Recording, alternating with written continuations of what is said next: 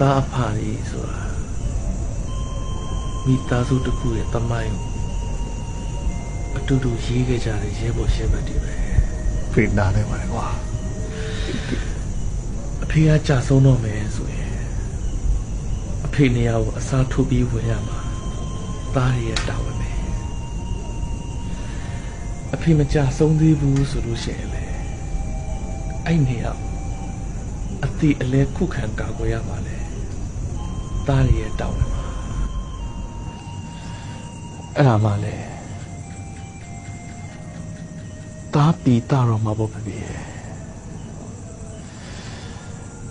အဲ့ဒါလေးကိုကျေးဇူးတရားလူမတတ်မှတ်ပဲနဲ့ခံနိုင်ရရှိတဲ့အရွယ်မှာ